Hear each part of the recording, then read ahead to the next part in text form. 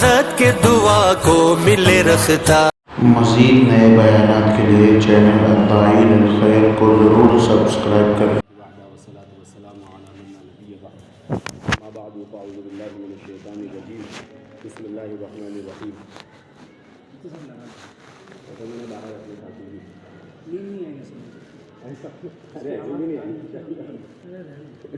وانا بہت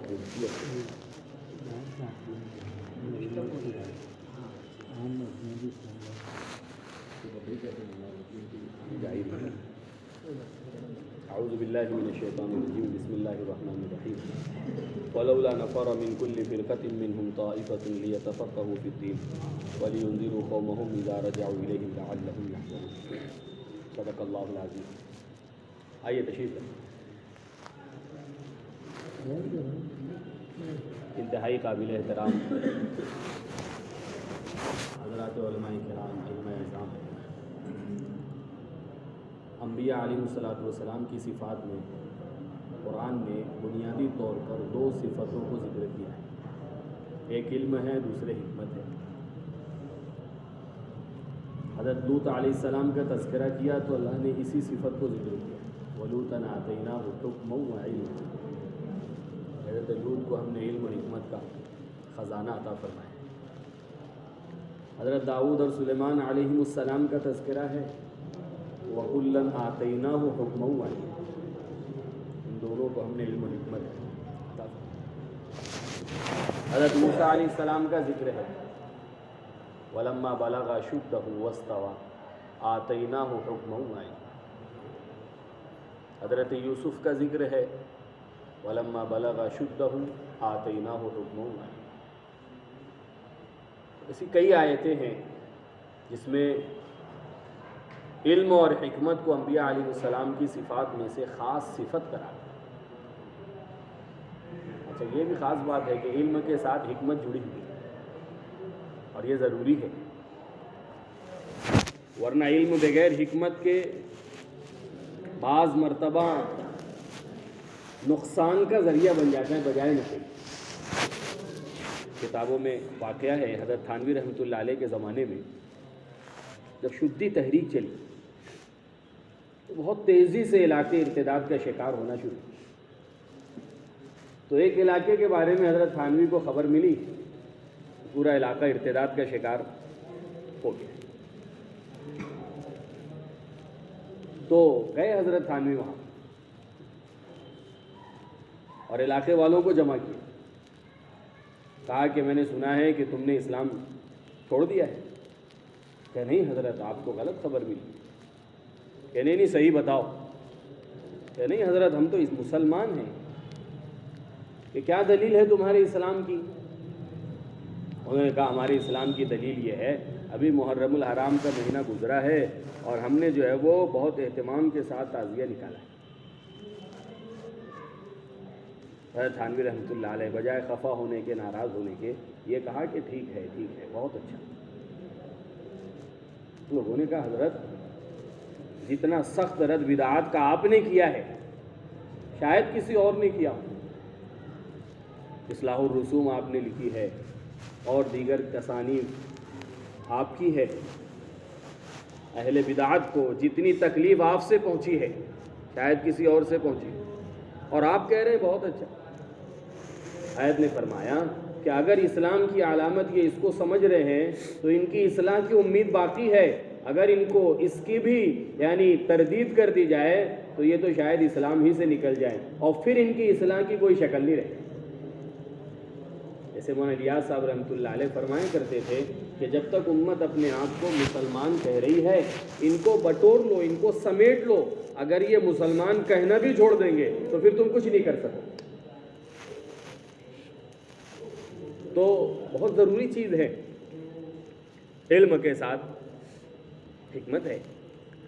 مفتی الہی بخش صاحب رحمۃ اللہ علیہ کاندلہ کے بڑے علماء میں سے گزرے ہیں۔ ایک علاقے سے گزر رہے تھے، سفر میں تھے، نماز کا وقت ہوا تو دیکھا بستی ہے، مسلمان ہیں، مسجد بھی ہوگی۔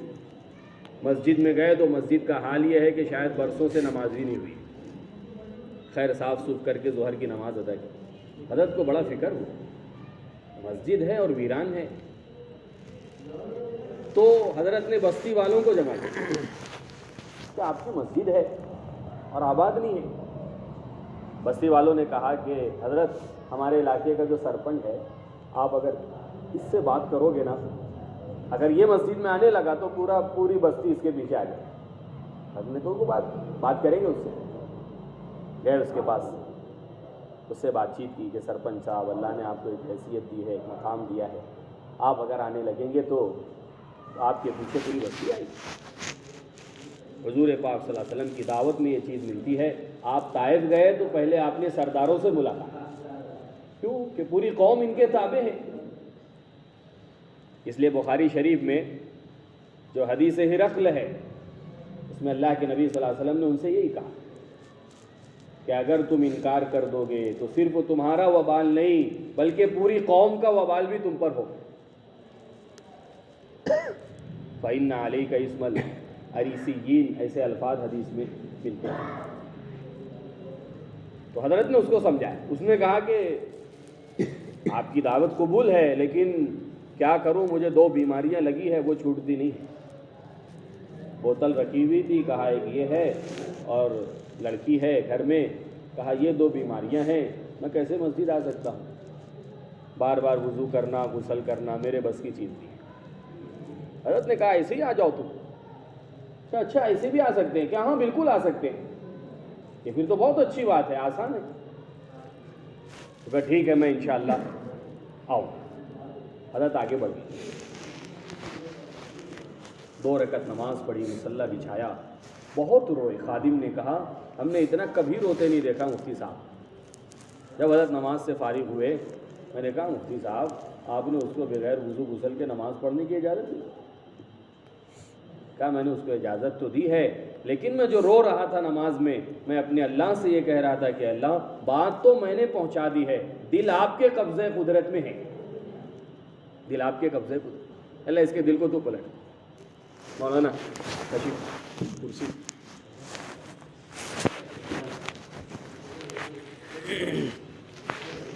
کہا دل آپ کے قبضے قدرت میں ہے کہ اس کے دل کو آپ پلٹ. تو یہ عجیب بات ہے. مولانا یوسف صاحب رحمۃ اللہ علیہ فرماتے تھے جب قربانی دینے والے کی قربانی اللہ کے یہاں قبول ہو جاتی ہے تو اللہ تعالیٰ سخت سے سخت دلوں کو بھی موم بنا دیتے ہیں. حضرت عمر رضی اللہ تعالیٰ عنہ ارادے سے نکلے ہیں قتل کے اور گئے ہیں مجھے بھی کلمہ پڑھا دیجیے. کیوں کہ جب بہن نے مار کھائی ہے اور اس کے چہرے پر خون دیکھا ہے تو دل پسیج گیا. تو قربانی یہ مدعو کی ہدایت کا ذریعہ بنتی ہے. نماز کا وقت ہوا تو اس نے کہا کہ میں نے تو بڑے عالم سے وعدہ کر لیا ہے، لیکن پہلی مرتبہ اللہ کے گھر جاؤں گا، ایسے بغیر نہائے دھوئے اور بغیر وضو کے مجھے اچھا نہیں لگتا. اس نے غسل کر لیا، اہتمام کے ساتھ غسل کیا، آ کر کے نماز پڑھی.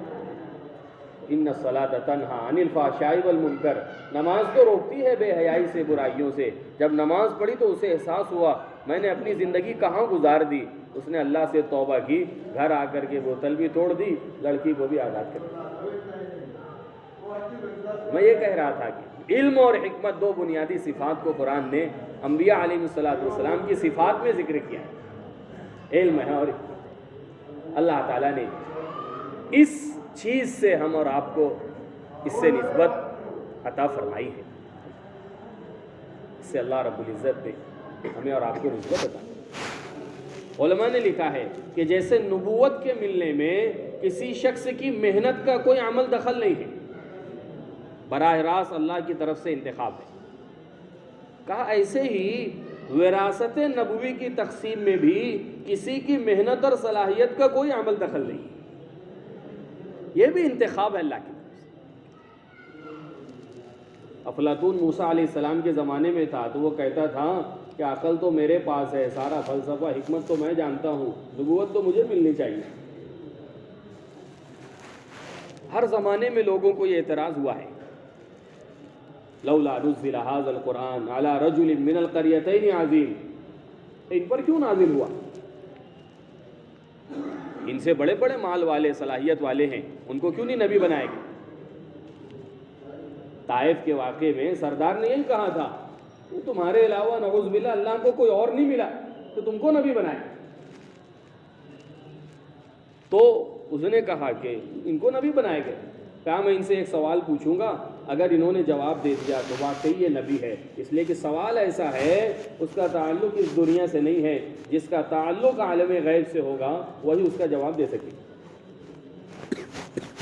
اس نے سوال کیا، کہا بتائیے کہ اگر ایک میدان میں بہت بڑا مجمع ہو، اور میدان ہے، کوئی ٹیلا نہیں، کوئی پہاڑ نہیں، کوئی رکاوٹ نہیں ہے، ایک شخص تیر چلا رہا ہے اور سامنے لوگوں کا مجمع ہے۔ اب سامنے کے لوگوں کو تیر چلانے والے کے تیر سے بچنا ہے، کیسے بچیں گے؟ موسیٰ علیہ السلام نے کہا بہت آسان جواب ہے، چلانے والے کے پہلو میں آ جاؤ تو ان تیر سے محفوظ ہو جاؤ۔ کہ حوادثات اور مصائب اللہ رب العزت کی طرف سے ہے، اگر امت کا رجوع اللہ کی طرف ہو جائے تو یہ حادثات سے محفوظ ہو جائے۔ اس نے کہا کہ ہاں واقعی یہ اس لائق ہے کہ ان کو نبوت کے لیے منتخب کیا جائے۔ ایسے ہی اللہ رب العزت نے، اللہ کا فضل ہے، کرم ہے، ہمارے اندر وہ چیز نہیں ہے، لیکن اللہ کو پتہ نہیں کون سا عمل پسند آیا، اللہ تعالیٰ نے اس طبقے سے اور عظیم محنت سے اور عظیم صفت سے اللہ نے ہم سب کو، جب حضور پاک صلی اللہ علیہ وسلم کی وجہ سے، نسبت لگنے کی وجہ سے ایک عام امتی کا مقام اتنا اونچا ہو گیا ہے تو پھر اہل علم کا مقام کتنا۔ قاری طیب صاحب رحمۃ اللہ علیہ کے خطبات حکیم الاسلام میں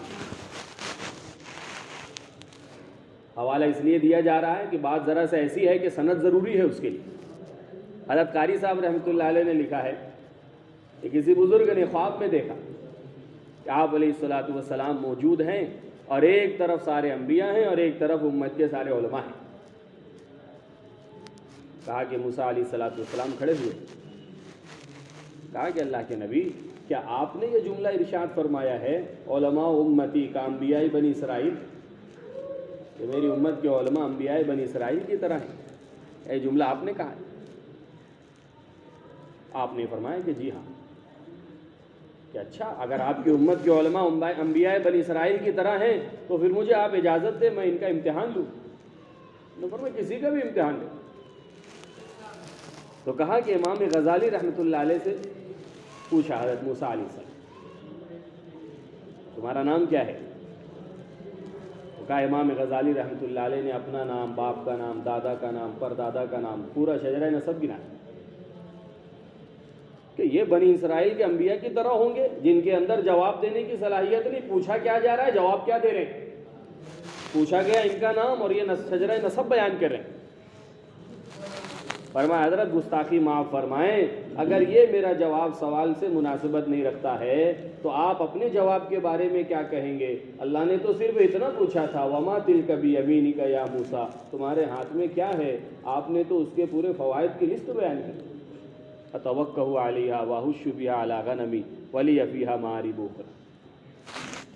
فرمایا کہ ہاں آپ نے صحیح کہا، علماء امتی کا انبیاء بنی اسرائیل۔ روایت قابل تحقیق ہے، اس پر کلام بھی ہے، بعض حضرات نے موضوع، بعض نے کہا کہ نہیں، متعدد اسانید کی وجہ سے ضعیف کا حکم لگا۔ بہرحال بتانا یہ ہے کہ اللہ رب العزت نے بڑی ذمہ داری سے، بڑی اونچی نسبت سے ہمیں اور آپ کو اللہ نے نوازا ہے۔ ذمہ داری بھی ہماری اپنی بڑی ہوئی ہے، ہماری اپنی ذمہ داری بھی بڑی۔ مولانا علی میاں ندوی رحمۃ اللہ علیہ فرماتے تھے کہ خیر و شر دو ایسی چیزیں ہیں کہ پوری اسلامی تاریخ میں، پوری دنیا میں کہیں بھی کسی بھی علاقے میں اگر کوئی خیر وجود میں آ رہی ہے، آنکھ بند کر کے یہ کہا جائے گا کہ اس خیر کے وجود میں آنے کے پیچھے اہل علم ہی کا ہاتھ ہے۔ کہیں بھی پوری دنیا کے اندر کوئی خیر وجود میں آئے گی تو سب سے پہلا نام اگر کسی کا ہوگا تو فرمایا اہل علم کا۔ حضرت فرماتے تھے سکے کا دوسرا رخ یہ ہے کہ اگر کہیں کسی علاقے کے اندر کوئی فتنہ اور کوئی شر وجود میں آ رہا ہے اور یہ جو ہے پنپ رہا ہے، بڑھ رہا ہے، اللہ معاف فرمائے کہیں نہ کہیں ذمہ داری کے اندر کوتاہی ہو رہی ہے، علماء نے سوال قائم کیا ہے کہ کیا وجہ ہے وہ بنی اسرائیل جو انبیاء کی اولاد ہے، بنی اسرائیل انبیاء کی اولاد ہے، جن کو اللہ نے اپنے زمانے میں ساری انسانیت پر فضیلت دی.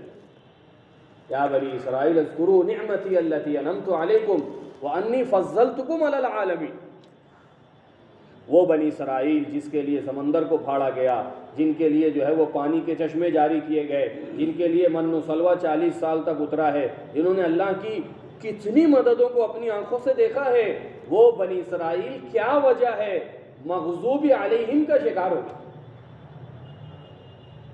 سورہ فاتحہ میں ان پر اللہ کا غضب کیوں ہوا؟ لعنت کیوں کرائی گئی ان پر؟ لعن الذین کفروا من بنی اسرائیل علی لسان داؤد و عیسی ابن مریم.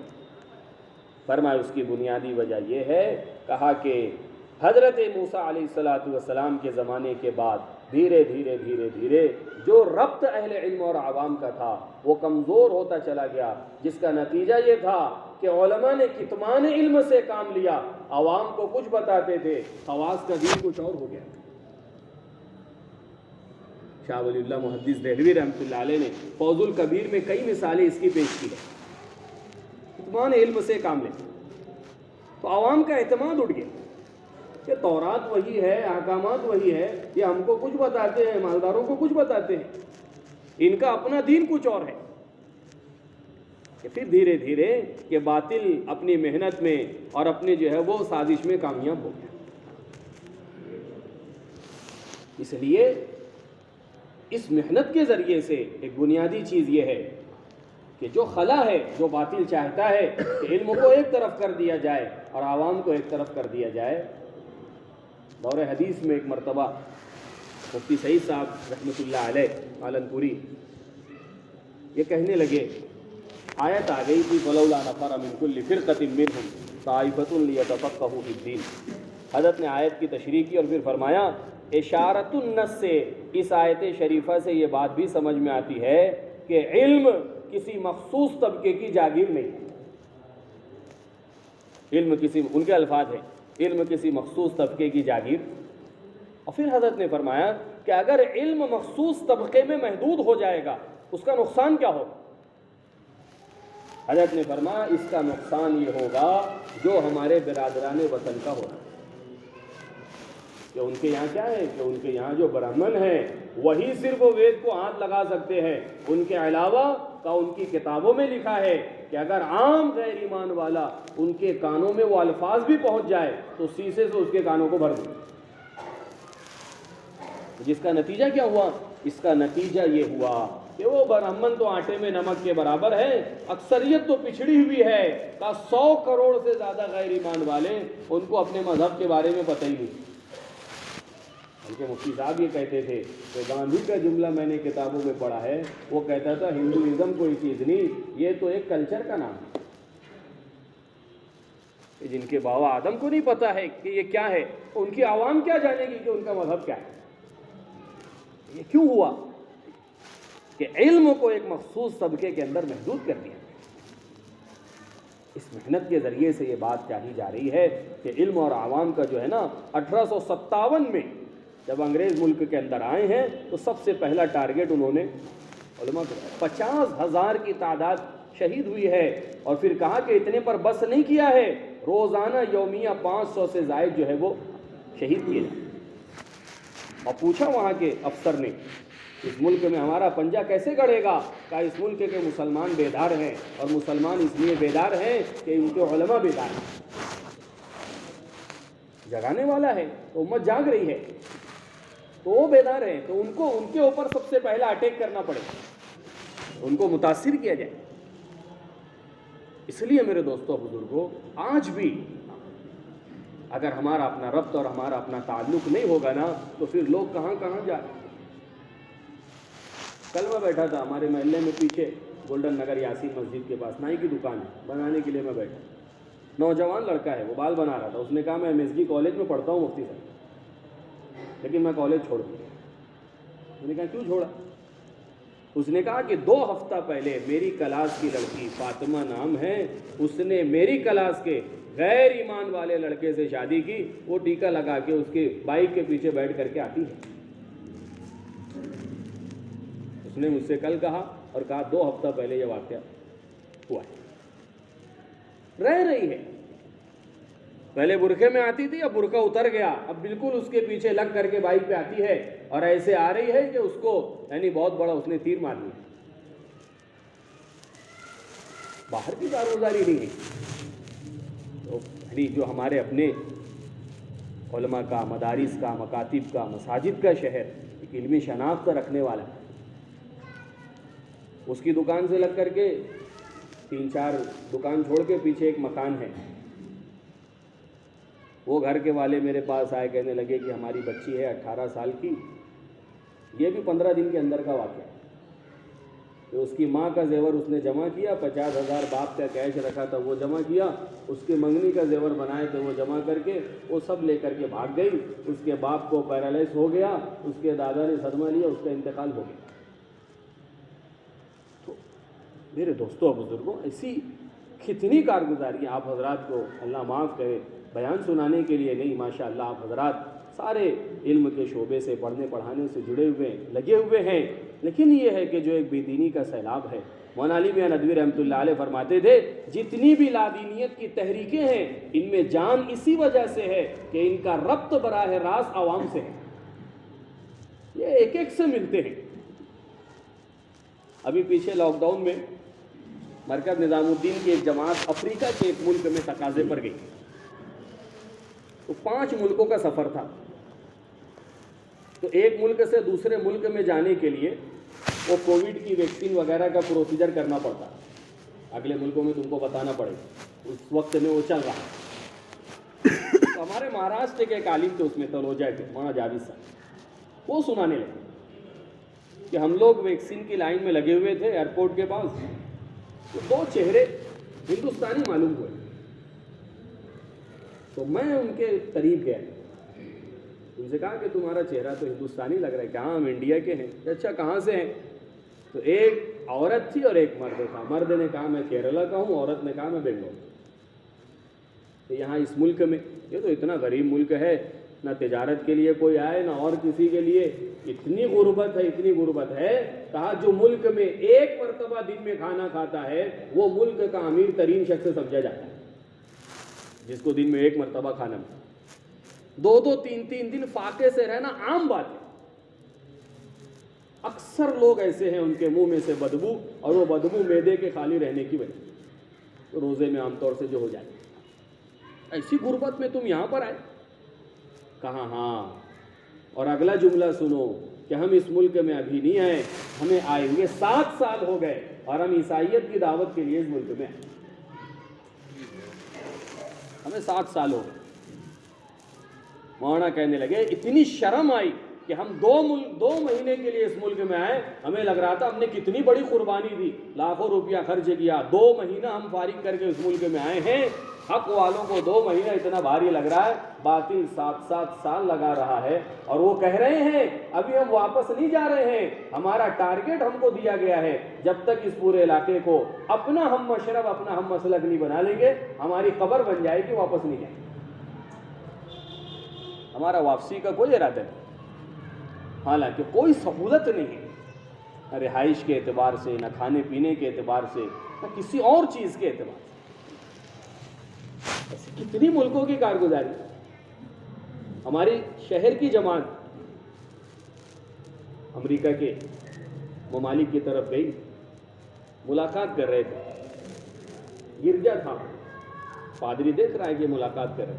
اس نے بلایا، کہاں کے ہوتے؟ ہندوستان کے. تو کس لیے آئے ہیں؟ ہم اسلام کی دعوت کے لیے آئے ہیں. بہت اچھی بات ہے. کتنا دن ہوا؟ کہ ہم کو 1 مہینہ ہوا ہے. اور کتنا دن رہو گے؟ کہ 4 مہینہ اور رہیں گے. 5 مہینے کی ہماری جماعت، یہ 5 مہینے میں اسلام پھیل جائے گا. وہ تو پتہ نہیں، لیکن ہماری ترتیب یہ ہے کہ ہم 5 مہینے میں واپس. اس نے کہا 30 سال سے میں اس 4 دیواری کے اندر ہوں اور یہ میرا ملک نہیں ہے، میرا ملک کچھ اور ہے. لیکن کہا کہ مجھے یہاں پر آئے ہوئے 30 سال ہو گئے ہیں، ابھی میرا اتنا نشانہ پورا ہوا ہے اور اتنا ابھی باقی. ساری یعنی اس اسکیمیں ہیں، ساری ان کی جو ہے وہ تنظیمیں ہیں، تحریکیں ہیں، پوری دنیا کا باطل میرے دوستوں، بزرگ اور عزیزوں اس چیز کے پیچھے ہے۔ اس لیے ان جوڑوں کے ذریعے سے، اجتماعات کے ذریعے سے، علم بڑی قربانی کے ذریعے سے، بڑی محنتوں کے ذریعے سے، بڑی مشقتوں کے ذریعے سے ہم تک یہ امانت پہنچی ہے۔ میرے عزیز و بزرگوں، ہماری ذمہ داری ہے، عوام بھوکے پیاسے مر جائیں چلے گا، لیکن جہالت کی موت نہ مرے، بغیر کلمہ ایمان کے نہ جائے۔ اسی کتنی کارگزاریاں آتی ہیں، پورے علاقے میں کوئی ایک فرد نہیں ہے جو نماز جنازہ پڑھانے والا ملے، سنت طریقے پر کفن دفن کرنے والا ملے، کوئی ایک نہیں۔ علاقے کے اندر جماعت گئی، لوگ کھانا لے کر کے آ گئے، رمضان کا مہینہ ہے، تو کھانا دوپہر کے وقت میں جماعت کے ساتھیوں نے کہا کہ رمضان ہے، رمضان۔ بستی والوں نے سمجھا کہ ان کا کوئی ساتھی ہے رمضان، یہ اس کے انتظار میں کھانا نہیں کھا رہے۔ ان کو سمجھایا گیا کہ اللہ کے بندوں، یہ مسلمانوں کا ایک مہینہ ہے جس کے روزوں کو اللہ نے فرض کیا ہے، کہ ہم تو اس کو جانتے ہی نہیں ہیں۔ اس ملک کی کارگزاری ہے جہاں سے اللہ نے اس محنت کو شروع کیا، 100 سال کا عرصہ ہو گیا ہے، چپے چپے میں، دیہاتوں میں، علاقوں میں، اس کے باوجود بھی ایسے علاقے ابھی بھی ہیں جہاں سے تقاضے یہ ہیں کہ ہمارے یہاں ارتداد ہے، ہمارے یہاں وہ تیزی سے لوگوں کا رخ جو ہے وہ بدل رہا ہے۔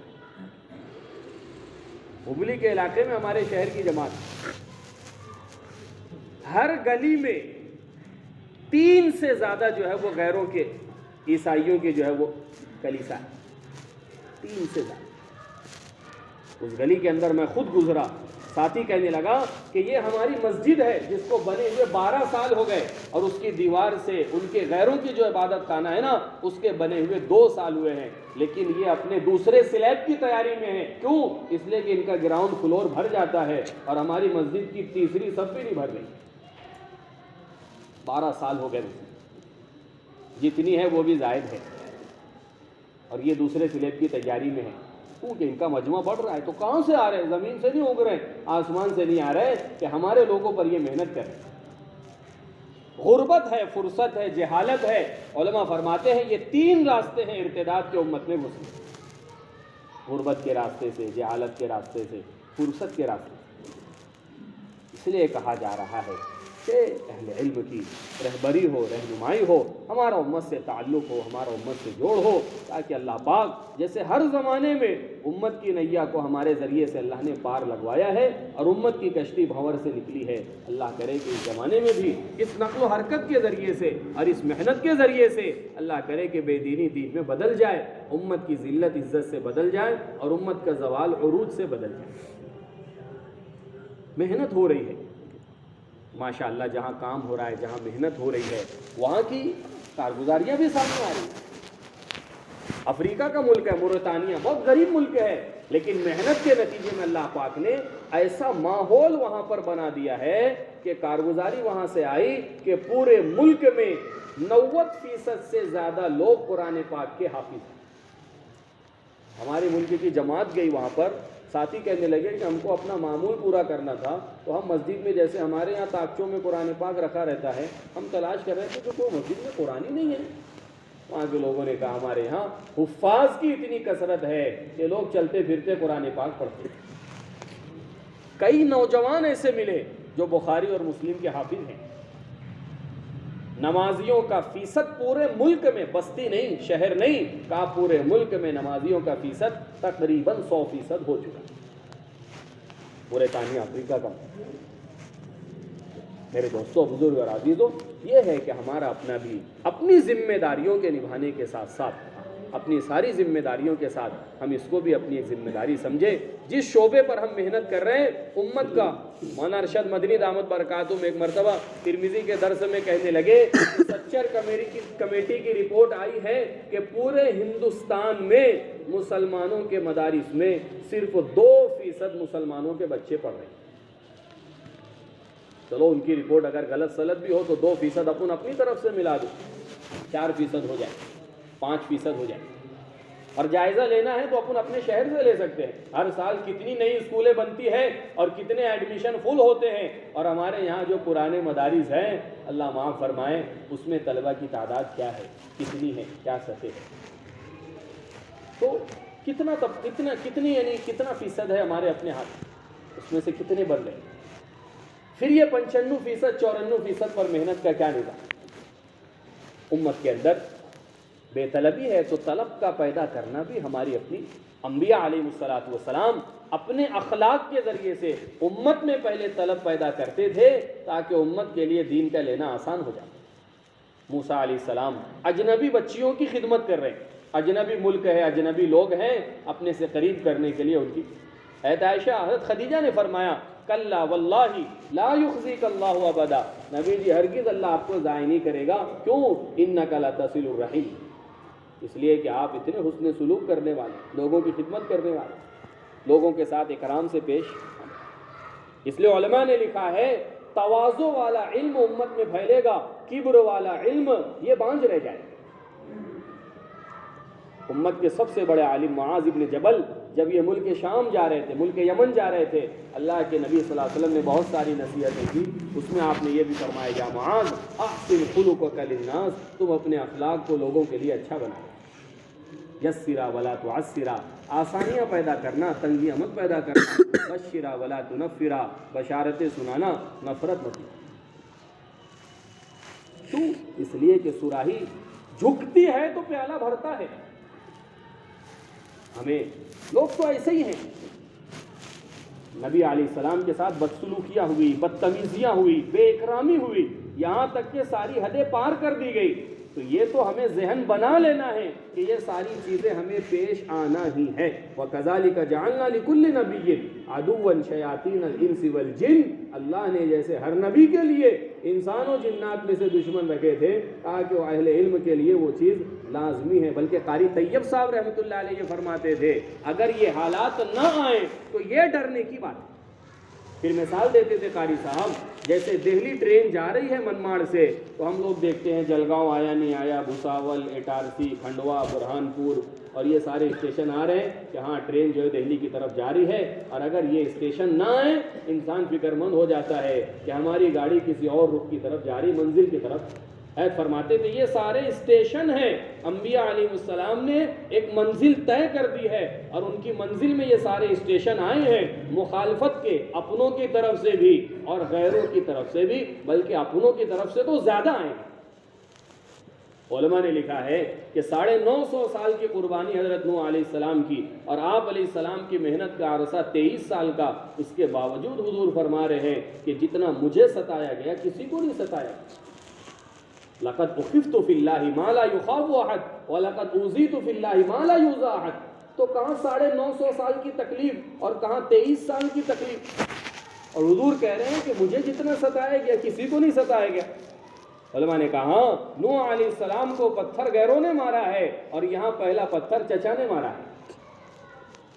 انبیاء علیہ السلام کو جسمانی تکلیف دی گئی, آپ علیہ السلام کو روحانی تکلیف دی گئی, زبانی تکلیف دی گئی, اپنوں کی طرف دی گئی. یہ ساحر ہے, یہ مجنون ہے, یہ پاگل ہے, یہ دیوانہ ہے. کہا کہ یہ تکلیف جو اپنوں کی ہے یہ غیروں کے مقابلے میں بڑھ جائے.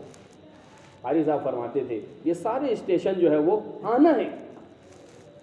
لیکن جب آپ علیہ السلام نے محنت کی اللہ نے مخالفت کو موافقت سے بدل دیا. علماء نے لکھا ہے کہ وہ سہیل ابن عمرو جو صلح حدیبیہ کے موقع پر نبی جی کے نام کے ساتھ رسول اللہ کا لفظ لکھوانا گوارا نہیں کر رہا تھا, علماء فرماتے ہیں موت تک کبھی شرم کی وجہ سے اس نے آنکھ سے آنکھ ملا کر کے اللہ کے نبی صلی اللہ علیہ وسلم کو نہیں دیکھا. حضور علیہ السلام کا لعاب مبارک زمین پر گرنے نہیں دیتے تھے. اتنی ادب و تعظیم. اس لیے میرے دوستوں بزرگوں آپ حضرات کو یہاں اس لیے جمع کیا گیا ہے. اجتماع کا تقاضا بھی ہمارے اپنے سامنے ہے. ہمارے ضلع کا اجتماع, عمومی اجتماع 1 مہینے کے تقریباً 1 مہینے بعد 15-16 دسمبر کو ہو رہا ہے. بہت بڑا عموم کا طبقہ اللہ کے راستے میں اس موقع سے نکلنے کے لیے تیار ہوتا ہے. ہمارے بڑوں کی خواہش یہ ہے، ہماری دعوت کی بنیاد قرآن و سنت ہے، کوئی اور بنیاد نہیں ہے۔ یہ قرآن و سنت کے جاننے والے اہل علم حضرات ہیں، اگر ان کی سرپرستی، ان کی رہنمائی اور اگر ان کی نگرانی نکلنے والی جماعتوں کو حاصل ہوگی تو انشاءاللہ یہ جن علاقوں میں جائیں گے، علاقوں میں محنت ہوگا، علاقوں میں انقلاب آئے گا۔ اور یہ میرے عزیز و بزرگوں، یہ تو ہمارے طبقے کی امتیازی شان ہے، یعنی 4 مہینہ چلہ سال نہیں۔ شیخ عبد الفتاح ابو غدہ رحمۃ اللہ علیہ کی کتاب صفحات من صبر العلماء ہے، اس میں حضرت شیخ نے لکھا ہے، ابن مندہ محدث ہیں، 20 سال کی عمر میں اپنے علاقے سے نکلے تھے، 65 سال کی عمر میں 45 سال کے بعد واپس آئے۔ کہا گئے تھے ایک اونٹ پر سوار ہو کر اور آئے تھے تو 61 اونٹ تھے، ایک پر خود سوار ہے اور 60 پر علمی ذخیرہ کتابوں کا لدا ہے۔ ہمارے بزرگوں کی یہ تو قربانی ہے۔ اس عرصے میں نہ جانے کتنے حادثات ہوئے ہیں، نہ باپ کو بیٹے کی خبر ہے اور نہ بیٹے کو باپ کی خبر ہے، نہ والدہ کی خبر ہے، کوئی ذرائع ابلاغ نہیں ہے، کوئی اور ذریعہ نہیں ہے۔ ہم میں جو ساتھی باہر پڑے وہ ان کو اندازہ ہے 4-6 مہینے کی چھٹی کے بعد آنے والے کی کیفیت کیا رہتی ہے اور گھر والوں کی کیفیت کیا رہتی ہے۔ یہاں 45 سال کا عرصہ اتنی آسانی کے ساتھ اور اتنی جو ہے وہ راحت کے ساتھ، تو یہ امانت ہم تک پہنچی بھی نہیں ہے۔ یہ ہمارے بڑوں کی قربانیاں ہیں۔ اس لیے میرے دوستوں بزرگوں، یہ جتنے امت کے اندر خرابیاں بگاڑ ہیں، جہاں کہیں وہ ذمہ دار ہیں، بطور رہبر ہونے کے، بحیثیت رہبر ہونے کے، اقبال نے تو کہا نا کہ تو ادھر ادھر کی نہ بات کر، یہ بتا کہ قافلہ کیوں لوٹا، مجھے رہزنوں سے گلا نہیں، تیری رہبری کا طرح۔ لوٹنے والوں نے تو لوٹا ہے اور لوٹ رہے ہیں، اور لوٹنے کی ساری پلاننگ اور منصوبے بنا ہی رہے ہیں۔ سوال تو رہبر سے کیا جائے، ذمہ دار تم کو بنایا گیا تھا، ذمہ داری تمہارے سپرد کی گئی۔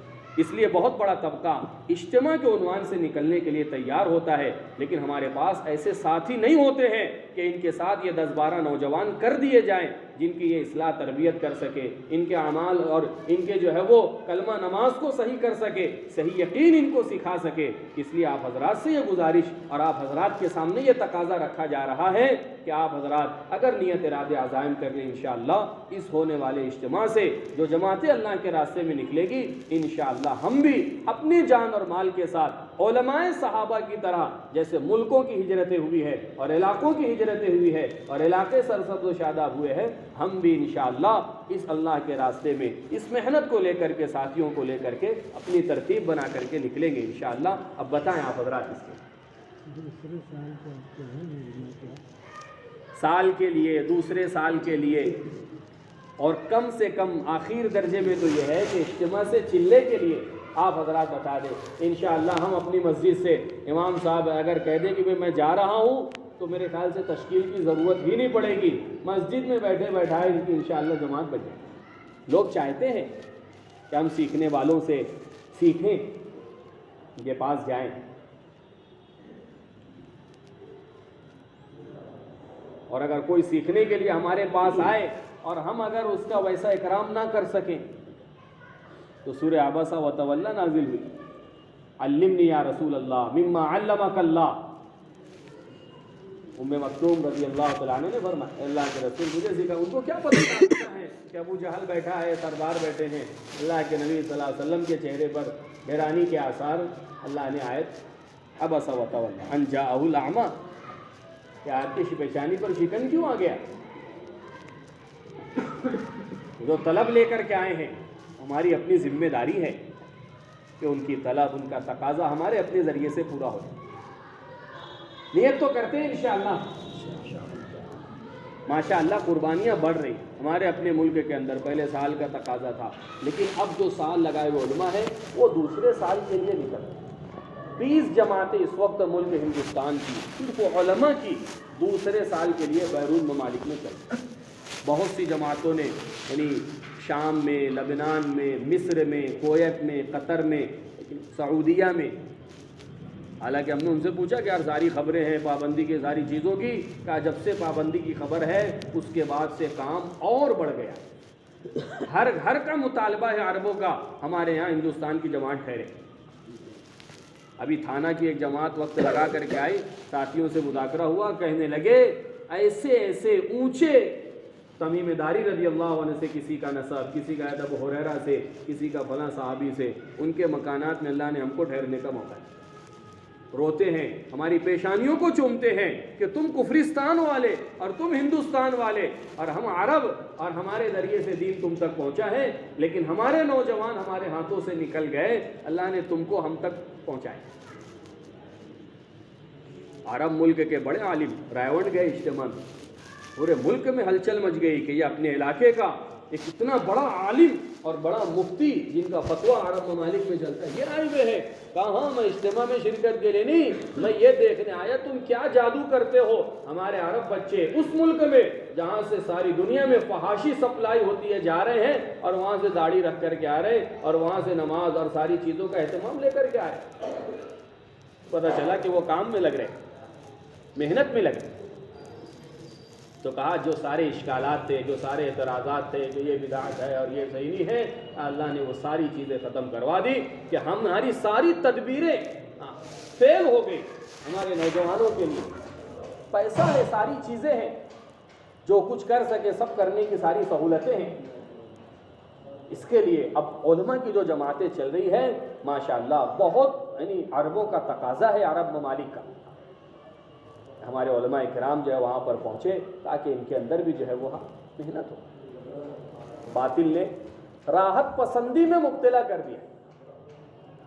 ہماری جماعت چلی نا، کویت میں تھے ہم 2 مہینہ، قطر میں تھے 2 مہینہ، تو پیسہ تو ایسا ہے کہ وہ تو بیچارے پانی کے لیے کھود رہے ہیں تو پیٹرول نکل جائے، ڈیزل نکل جائے۔ اس زمانے میں 230 روپے کا ایک کویتی دینار، 50,000 ہم لوگ دیے تو بیچارے 2-4 نوٹ ان کی دے دیے۔ تو جیب میں رکھے تو آدمی ڈر لگتا تھا کہ ایک نوٹ بھی چلی گئی تو 10-20 ہزار تو ایسے ہی چلا گیا۔ اتنا اللہ نے، اللہ معاف فرمائے، مسجدوں میں آتے تھے، ان کو قرآن کے حلقے میں لے کر کے بیٹھتے تھے تو کئی ایسے تھے جن کو سورہ فاتحہ ہم صحیح کراتے تھے، ہم کو شرم آتی تھی۔ ان کی زبان میں قرآن اترا ہے، اور یہ جو ہے وہ سب سے پہلے قرآن کے حاملین ہیں۔ بعض کو تو الفاظ یاد نہیں اور بعض کو الفاظ یاد ہیں، مخارج اور تجوید کی رعایت، موٹی موٹی چیزیں جو ہیں۔ کیوں؟ اس لیے کہ مولانا یونس صاحب رحمۃ اللہ علیہ فرماتے تھے کہ سب سے پہلے جب مکہ مدینہ میں ٹی وی آیا نا تو سارے علماء روڈ پر آ گئے، تو حرمین میں، اور یہاں پر یہ بے حیائی، تو کسی نے حکومت کو دماغ دیا کہ ایسے نہیں، یہ تو سارے بغاوت پر آ جائیں گے، فوراً واپس لو۔ انہوں نے فوراً واپس لیا، کہا کہ یہ جو علماء ہیں نا ان کو آپ گاڑی دو، بنگلہ دو، ان کی تنخواہیں بڑھاؤ۔ سرکاری بنگلہ دیا گیا، بہترین گاڑی دی گئی، نوکر چاکر آگے پیچھے کیے گئے، تنخواہیں لاکھوں میں کر دی گئی۔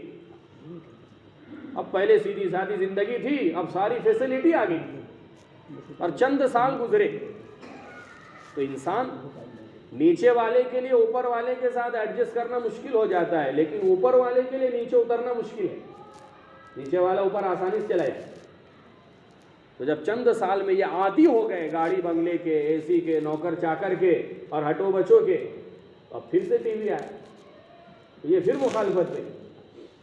تو حکومت نے کہا بہت اچھی بات ہے، ٹی وی جائے گا تو تمہارا بنگلہ بھی جائے گا، تمہاری کاریں بھی واپس کرو، جمع کرو سرکاری خزانے میں، اور جو پہلی زندگی تھی وہ گزر۔ تو کہا کہ کمپرمائز پر آئے۔ آج دیکھ لو جو وہاں جانے والے ہیں ماشاءاللہ، جو وہاں پہنچے ہوئے ہیں، وہ کہتے ہیں بولے تمہارے ہندوستانی گانے ہمیں بہت پسند آتے، ہندوستانی فلمیں ہوٹلوں میں چلتی ہیں، دکانوں میں۔ جس سرزمین سے اللہ نے قیامت تک کے لیے کفر شرک سے پاک کر دیا ہے، ایسی بے حیائی اور ساری چیزیں، اسی لیے مولانا الیاس صاحب رحمۃ اللہ علیہ فرماتے تھے ملک ہندوستان کے علماء اس کام کو لے کر کے کھڑے ہو جائیں گے، اللہ کام کا تعارف عربوں میں کروا دے، یہ کام کا تعارف کرائے۔ اور عربوں میں اللہ نے ان کے باپ داداؤں کے قربانیوں کے نتیجے میں وہ صلاحیت رکھی ہے کہ اگر ان کی ایمانی حرکت جوش میں آ گئی اور وہ کام کو لے کر کے کھڑے ہو گئے، پھر پوری دنیا میں کام کے تعارف سے دنیا کی کوئی طاقت نہیں روک پائے۔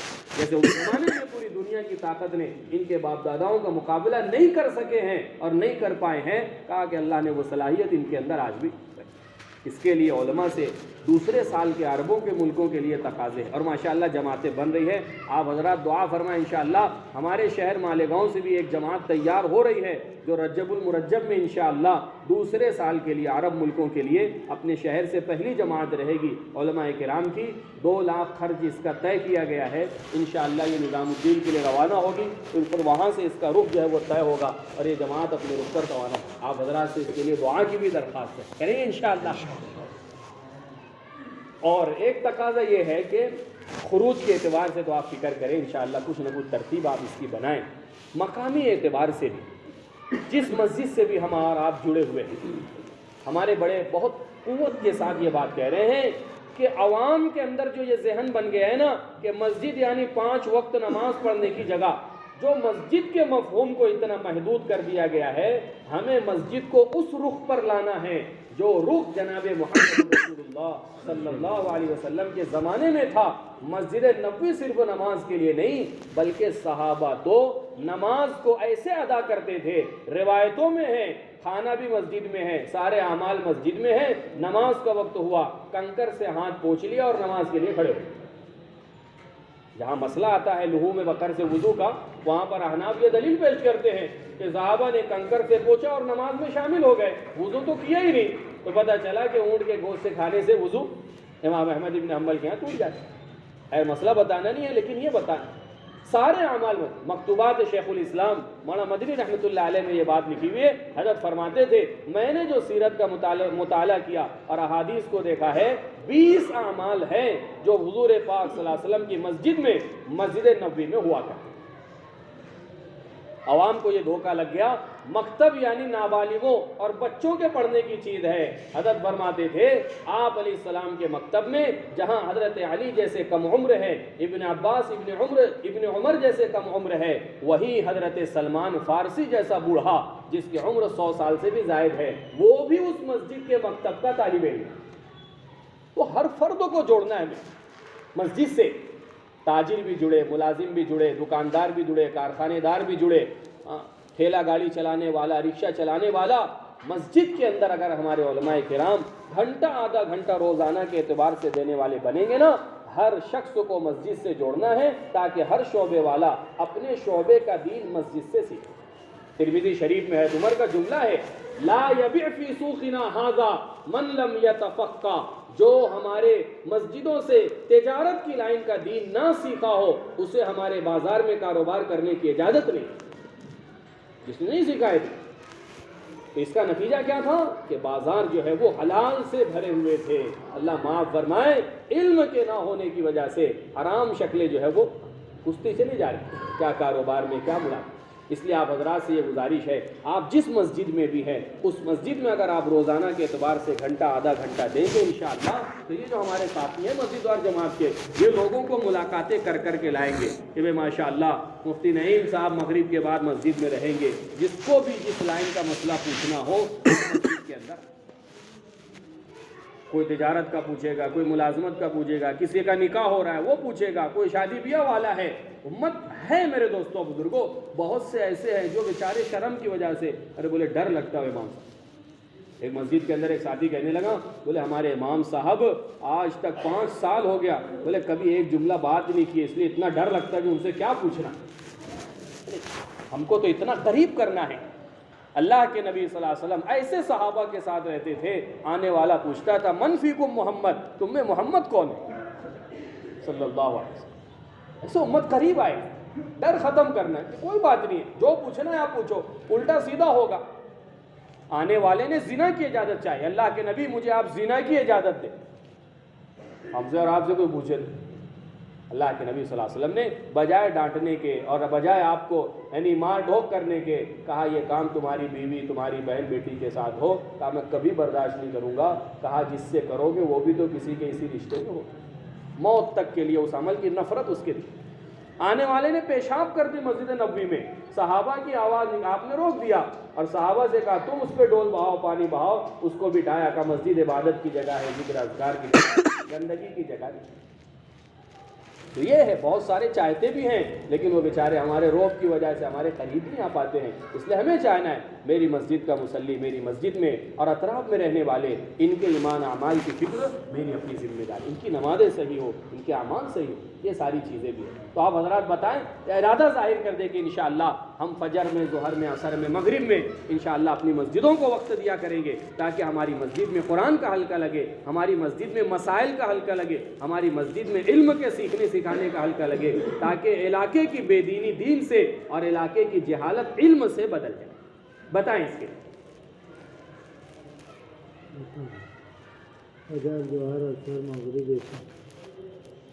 تھوڑا سا نام کا اظہار ہو جائے تو اچھا رہے گا. ہم مسجد کے ساتھیوں کو دے دیں گے کہ بھائی ماشاءاللہ مفتی صاحب نے فلاں وقت ارادہ کیا ہے. کیا بولتے ہیں ساجد صاحب؟ اب وقت جو بھی آپ آدھا گھنٹہ 15 منٹ ایک مسئلہ آپ بتا دو نا.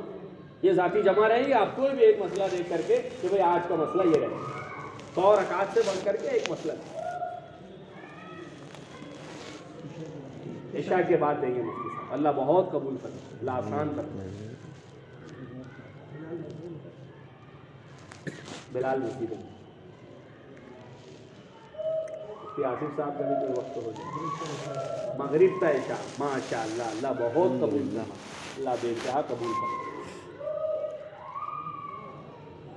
حالانکہ مفتی صاحب دن بھر مشغول ہی رہتے ہیں، مدرسے کی دارالفتہ کی ذمہ داری، اللہ بہت قبول کرے. اور بھی دیگر حضرات جو امام نہیں ہے وہ بھی بتائیں. کسی نہ کسی محلے میں تو ہم ہیں، ہمارے اطراف میں بہت سے لوگ ہیں. عابدہ زکریا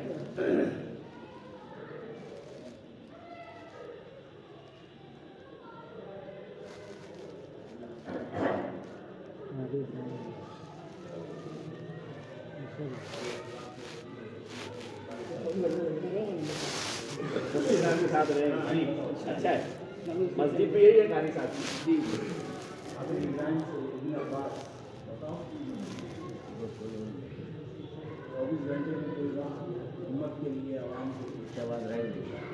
عشاء بعد رہے ہیں ابن عباس مسجد ابن سلمہ عصر کے بعد. بہت ماشاء اللہ. پھر نسیم صاحب عشاء کے بعد تم اپنا انتظام کر لیں عشاء کے بعد. کیا حنیف بھائی مسجد شمس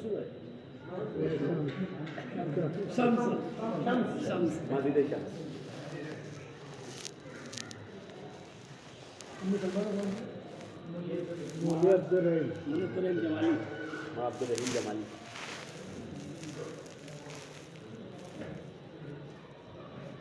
جزاک اللہ تعالیٰ آپ حضرات کو جزائے خیر عطا فرمائے. آپ حضرات تشریف لائے ہیں. اجتماع کے دوسرے دن انشاءاللہ علماء کی خصوصی مجلس رہے. دوسرا دن جمعہ کا دن ہے، جمعرات جمعہ ہمارا اجتماع ہے 15-16 تاریخ، تو 16 دسمبر کو جمعہ ہے.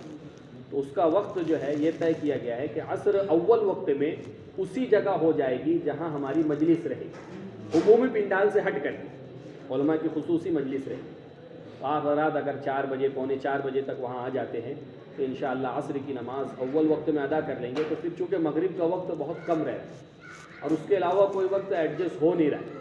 جمعہ کے دن جمعہ کی نماز کی مصروفیات ہے، مشغولی ہے، اس کے بعد پھر کھانا وغیرہ ہے، پہنچنے میں اتنا ٹائم ہو ہی جائے. یہ طے ہوا مشورے سے کہ عصر کی نماز اول وقت میں وہاں کریں. آپ حضرات کو یہ درخواست اس لیے ابھی کی جا رہی ہے تاکہ آپ اپنے یہاں کوئی بدل کا انتظام کر لیں.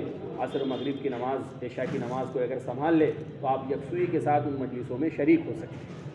دوسرا تقاضا یہ ہے کہ آپ حضرات دعا بھی فرماتے رہیں. اللہ پاک خیر و عافیت کے ساتھ پہلی یعنی ان حالات کے بعد جو لاک ڈاؤن کے ہے یہ اجتماع اپنا ہو رہا ہے، ہر اعتبار سے اللہ اس کو خیر کا ذریعہ بنائے. تمام شرور و فتن سے اللہ پاک حفاظت فرمائے. اور اگر گنجائش ہو، ماشاء اللہ مولانا ایوب صاحب آج عصر کے بعد پہنچے تھے اجتماع گاہ، ساتھی بڑے خوش ہو جاتے ہیں. ایسے علماء کرام آ جاتے ہیں تو چاہے آپ سے کوئی اظہار کرے نہ کرے، لیکن یہ ہے کہ ان کا چہرہ، ان کی مسکراہٹ یہ بتا دیتی ہے. تو ماشاءاللہ ہمارے مولانا، ہمارے امام صاحب آئے تھے تو ایک ایمان والے کا جب دل توڑنا وہ بیت اللہ کے ڈھانے سے زیادہ سخت ہے، تو اس کے دل کو خوش کر دینا یہ بھی اللہ کے نزدیک بڑا مقام رکھتا ہے. آپ حضرات اپنی تفریح میں ادھر ادھر ہم نکلتے ہیں تھوڑا ٹہلنے کے لیے، تو جب تک اجتماع ہے ہمارا رخ اجتماع گاہ کی طرف ہو جائے، ہم صرف وہاں جا کر کے شریک ہو جائیں۔ تو جیسا جس کے لیے موقع رہے اجتماع گاہ میں بھی آپ شریک ہوتے رہے، پہنچتے رہیں۔ اللہ پاک بے انتہا قبول فرمائے۔ دعا پڑھ لیں، اکرام بھی ہے، کہاں اوپر کھانا؟